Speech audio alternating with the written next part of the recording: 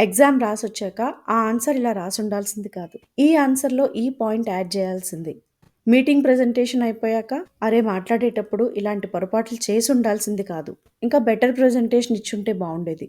ఎవరైనా గెస్ట్స్ ఇంటికొచ్చెళ్ళాక వాళ్ళకి పెట్టిన ఫుడ్ ఐటెమ్స్‌లో ఇది యాడ్ చేసుంటే బావుండేది. అయ్యో! ఇది మార్చుండాల్సింది. అది పెట్టుండాల్సింది. ఇలా అయిపోయిన వాటి గురించి ఆలోచిస్తూ తెగ బాధపడిపోతూ ఉంటాం. ఇది మనందరిలో సాధారణంగా ఉండే అలవాటే. వీడియో ఎక్కడా స్కిప్ చేయకుండా చివరి వరకు చూడండి. చిన్నదో పెద్దదో గడిచిపోయిన గతాన్ని దేన్నైనా సరే గతం గతహ అని ఎలా లైట్ తీసుకోవాలో అండ్ దానివల్ల మీ భవిష్యత్తుని ఎలా టర్న్ చేసుకోవాలో మీకే అర్థమవుతుంది. అయితే గతం వలన కలిగిన చెడు అనుభవాలని మర్చిపోవడం అంత ఈజీ కాదు. ఎవరి చేతిలోనైనా ఓడిపోయినా, లేదా ఎవరి వలనైనా అవమానం పడినా, లేదా ఏదైనా జరగరాని సంఘటన వల్ల నీ జీవితం నువ్వు అనుకున్న దానికి పూర్తిగా ఉల్టా అయిపోయినా, ఆ అనుభవాల్ని, ఆ ఆలోచనలు మర్చిపోవడం అంత ఈజీ కాదు. బట్ దాన్ని మనం ఎట్టి పరిస్థితుల్లోనూ మార్చలేము అని తెలిసినప్పుడు దాన్ని యాక్సెప్ట్ చేయాల్సిందే. దాంట్లో ఉన్న చెడు అనుభవాల్ని మర్చిపోయి ముందుకెళ్లాల్సిందే. ఒకరోజు writer Dale Carnegie Jack Dempsey అనే ఒక బాక్సింగ్ ప్లేయర్‌తో మాట్లాడారు.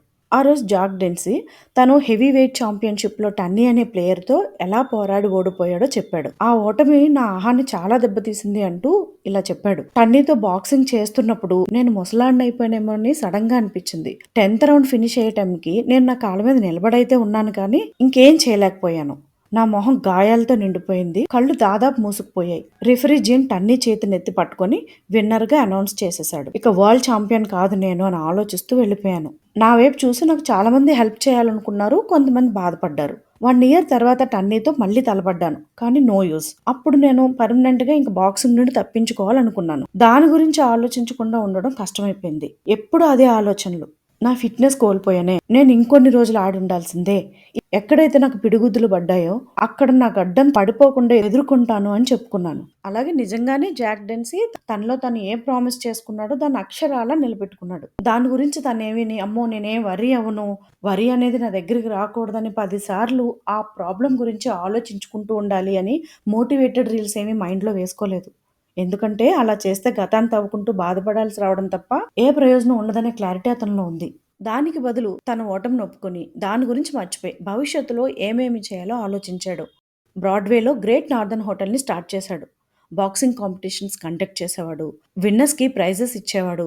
బాక్సింగ్ ప్రదర్శనలు ఏర్పాటు చేసేవాడు. ఇలాంటి ప్రొడక్టివ్ వేలో తన లైఫ్‌ని టర్న్ చేసుకుంటూ గతం గురించి ఆలోచించడానికి కానీ, బాధపడడానికి కానీ క్షణం తీరిక లేకుండా గడిపాడు. ఛాంపియన్‌గా ఉన్నప్పుడు కన్నా గత 10 ఏళ్లుగా చాలా హాయిగా ఉన్నాను అని జాక్ డెన్సీ డేల్ కార్నెగీతో చెప్పాడు. సో తెలివైన వాళ్ళెప్పుడు కూడా తాము కోల్పోయిన వాటి గురించి కూర్చొని శోకాలు పెట్టరు. ఇది జరగదు, ఇది ఇలాగే ఉంటది అని యాక్సెప్ట్ చేయలేక అది నాకు కావాలి అంటూ చిన్న పిల్లాడు మారం చేసినట్టు కూర్చోరు. డిఫరెంట్ హిస్టరీస్ చదివినా, బయోగ్రఫీస్ చదివినా, ప్రాబ్లమ్స్‌తో కొట్టుకునే వారిని చూసినా, వారిలో తమ బాధలను, విషాదాలను మర్చిపోయి వీలైనంత ఆనందంగా జీవించడానికి ప్రయత్నించేవారు ఎంతోమంది. వీరందరి జీవిత చరిత్రలు చూస్తే మనకు నిజంగానే ఆశ్చర్యం కలుగుతుంది. ఒకతను ఒక జైలుని విజిట్ చేయడానికి వెళ్ళినప్పుడు అక్కడ ఉన్న ఖైదీలు జైలు బయట ఉన్న సగటు మనిషి కన్నా ఎంతో సంతోషంగా ఉండడం చూసి ఆశ్చర్యపోయారట. అప్పుడు ఆ జైలు వార్డెన్‌ని అడిగితే అతను ఏమన్నాడంటే, జైలుకొచ్చిన కొత్తలో వీళ్ళందరూ చిరుబుర్లాడుతూనే ఉండేవారు, కోపంగా ఉండేవారు. కొన్ని నెలలు గడిచాక వాళ్ళలో తెలివైన వాళ్ళందరూ దాదాపు తమ దురదృష్టాన్ని మర్చిపోయి ఖైదీ జీవితాన్ని స్వీకరించి ఉన్నంతలో ఆనందంగా గడపడానికి ప్రయత్నిస్తారు అని చెప్పాడు. నిజంగా వాళ్ళు తప్పు చేశారు కాబట్టే జైలుకొచ్చారు. అందులో సందేహం లేదు. కానీ వాళ్ళక్కడే ఆగిపోలేదు. అలాగే అక్కడ ఇంకో ఖైదీని కూడా చూశారు. ఆయన గార్డెన్ వర్క్ చేస్తాడు. వెజిటబుల్స్ పెంచుతాడు. గార్డెనింగ్ వర్క్ చేసేటప్పుడు పాటలు పాడతాడు. ఇలా తనకున్న వాస్తవాన్ని యాక్సెప్ట్ చేసి ఉన్న జీవితాన్ని సంతోషంగా గడపడానికి ట్రై చేస్తున్నాడు. సో, ఈ జైల్లో ఈ ఖైదీ మనలో చాలా మంది కన్నా ఎక్కువ తెలివైనే ప్రదర్శిస్తున్నాడు కదా! తప్పులు జరుగుతాయి. కొన్ని తెలుసో లేదా తెలియకో. Past is past. Focus on present to determine the future. ఆ టైంలో, ఆ మూమెంట్‌లో నీకున్న నాలెడ్జ్‌ని బట్టి, నీకున్న స్కిల్స్‌ని బట్టి ఆ పని అలా చేసావంతే. దాని నుండి how to focus on improving your skills అనేది నేర్చుకోవాలి. ఎప్పుడైతే నీ మిస్టేక్స్‌ని యాక్సెప్ట్ చేస్తావో అప్పుడు ఫస్ట్ బెనిఫిట్ ఏంటో తెలుసా? నిన్ను నువ్వు అసహ్యించుకోవు. దాన్నే పట్టుకుని వేలబడవు. మూవ్ ఆన్ అవ్వడానికి ఓపెన్ అప్ అవ్వగలుగుతావు. ఆ బ్రహ్మదేవుడే తను రాసిన రాతని మార్చలేడట. సో, జరిగిపోయిన దాని గురించి మనం ఏం చేయలేం. దాని గురించే బాధపడుతూ, రిగ్రెట్ ఫీల్ అవుతూ, మిమ్మల్ని మీరే టార్చర్ చేసుకుంటూ ఉంటే దాంట్లో అర్థమే లేదు. దీనివల్ల మీ బ్రెయిన్‌ని పూర్తిగా యూజ్‌లెస్ యాక్టివిటీ మీద స్పెండ్ చేసినట్టే. ఎప్పుడూ ఎక్సెస్‌గా రిగ్రెట్ ఫీలింగ్‌ని ఎంకరేజ్ చేయొద్దు. దానివల్ల నీలో తెలియకుండానే ఒక ఇంటెన్స్ ఇగో అనేది పెరిగిపోతుంది. నేనెలా ఈ మిస్టేక్ చేశాను?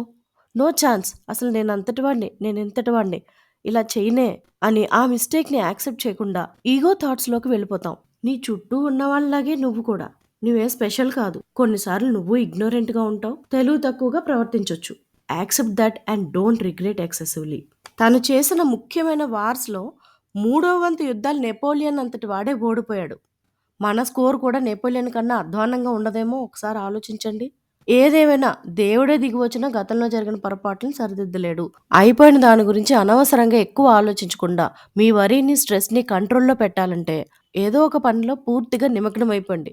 ఆందోళన మీ మనసులోంచి బయటకు నెట్టేయండి. పనికిమాలిన ఆందోళనను వదిలించుకోవడానికి చేతిలో బోలెడంత పని ఉండడం అనే దానికన్నా మంచి మెడిసిన్ ఇంకొకటి లేదు. అనవసరంగా చిన్న చిన్న విషయాల గురించి గొడవ పెట్టుకోకండి.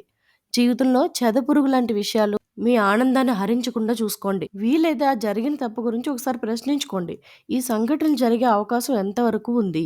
ఇందులో మీ రెస్పాన్సిబిలిటీ ఎంత ఉంది? ఇక తప్పనిసరి అయితే ఆ తప్పుని యాక్సెప్ట్ చేయండి. ఒకానొక పరిస్థితిని మార్చడం గానీ, సరిదిద్దడం గానీ మీ వశం కానప్పుడు మీలో మీరిలా అనుకోండి. అదంతే, ఇంకోలా ఉండడం వీలు కాదు అని. గతంలో మీకున్న ఛాలెంజెస్ ఏవైతే ఉన్నాయో అవి గతానికే వదిలేయండి. ఎందుకంటే అది మీ చేతిలో లేదు. ఇప్పుడు మీ చేతుల్లో ఉన్నది ఈ క్షణం మాత్రమే. గతంలో జరిగిన ఏ విషయాన్ని బబుల్ గమ్‌లా సాగదీయకుండా మీ మైండ్‌ని కంట్రోల్ చేయాలంటే ఈ వీడియో ఉపయోగపడుతుందనుకుంటున్నా. వీడియో ఎంతవరకు విన్నారంటే కంటెంట్ మీకు నచ్చిందనుకుంటున్నా. Thanks for watching. నచ్చితే లైక్ చేసి షేర్ చేయండి. మరో మంచి కంటెంట్‌తో మళ్ళీ కలుద్దాం. అంతవరకు లైఫ్ అద్భుతః.